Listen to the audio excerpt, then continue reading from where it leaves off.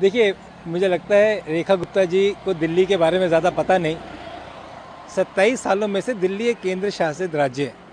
27 सालों में से लगभग 5 और 11 16 साल तो भारतीय जनता पार्टी का राज था। तो क्या रेखा गुप्ता जी कहना चाहती हैं कि 1998 से लेकर 2004 तक स्वर्गीय अटल बिहारी वाजपेयी जी ने दिल्ली में कुछ नहीं करा? और क्या वो ये भी कहना चाहती है जो हम लगातार कहते आ रहे हैं कि पिछले 11 सालों में से मोदी जी ने दिल्ली के लिए कुछ नहीं करा?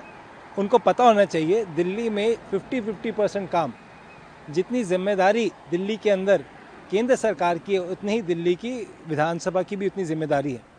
और शीला जी के समय में दिल्ली को ग्रीन कैपिटल सिटी का अवार्ड मिला गया था। और मुझे याद है जब स्वर्गीय मदन लाल खुराना जी दिल्ली के मुख्यमंत्री थे, उस समय पर दिल्ली में बहुत परेशानियां थी। अगर आप रेड लाइट पे खड़े होते थे वाइट शर्ट पहन के तो पोल्यूशन से वो शर्ट काली हो जाती थी। कोई फ्लाईओवर्स नहीं थे, कोई मेट्रो नहीं थी। ये सारे 10 सालों में शीला जी ने लगातार जो कार्य करे उसका नतीजा कि दिल्ली आगे बढ़ पाई।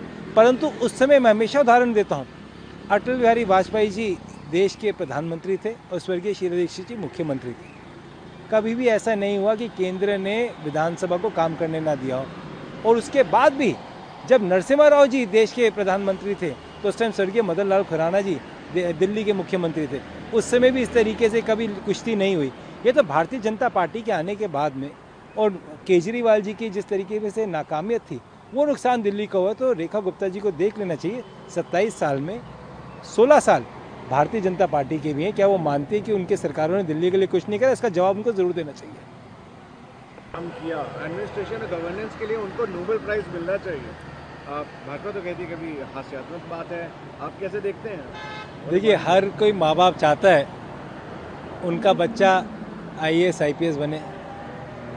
जो भी बच्चा क्रिकेट फील्ड में जाता है वो धोनी, तेंदुलकर, विराट कोहली बनना चाहता है।